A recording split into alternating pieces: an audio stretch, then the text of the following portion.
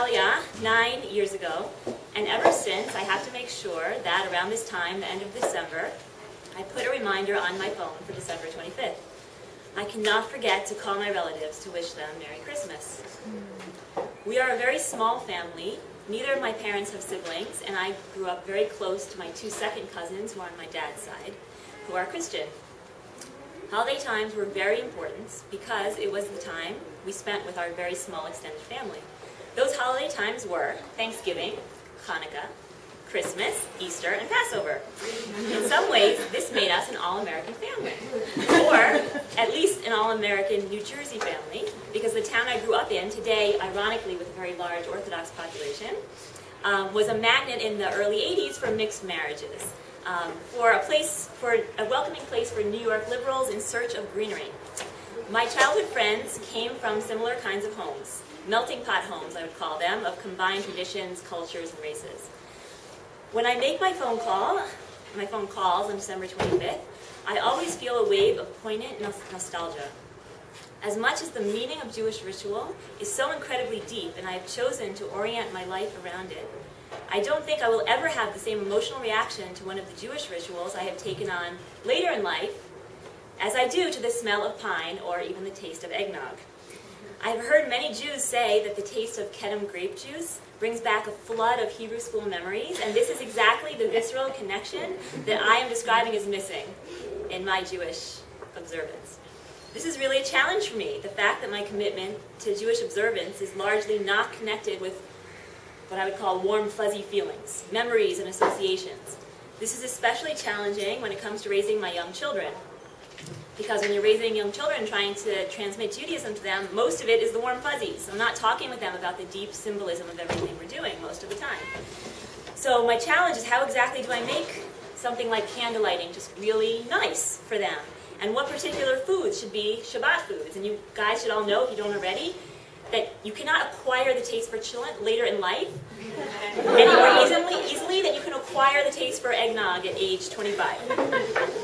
All of this largely emotional territory is uncharted, and together with my husband, who does come from a stronger Jewish background, we're trying to figure it out.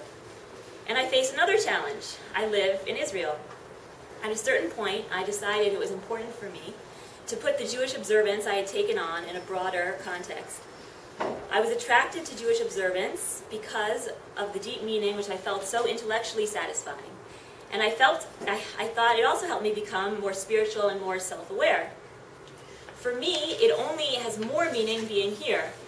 I embrace the huge challenge of being in a Jewish nation state, to see how we can put Judaism into a national context, working out the good, the bad, and the downright ugly. What is so intriguing and compelling to me about Judaism is the attempt to use particularism to achieve universalism. That is the incredible potential of it. And as someone who has tried many other faiths in my teens and especially in college, is Meir here? Because he might be the only one who knows the extent of what I've experimented with, because I felt the need to confess it to him on a Tziyul when I was a student here 10 years ago, but he's not, so okay. You so confessed me too, it's all right. Not the whole story, not the whole story. So I think that Judaism really does have the best shot of achieving this universalistic goal, which I hold so dear.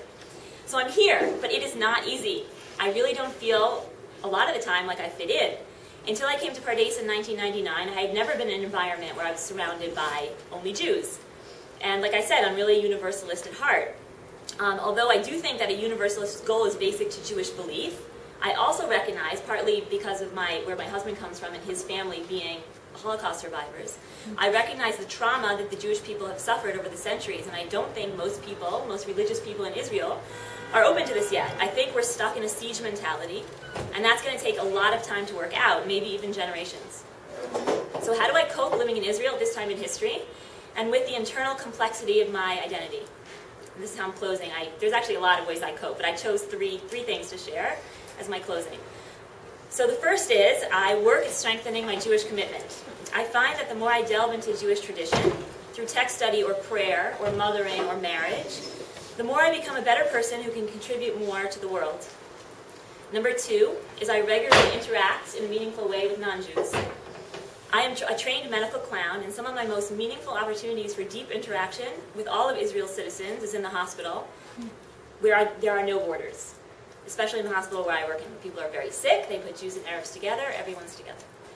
I attend a monthly interfaith meeting in Ma'ale Adumim, where I live.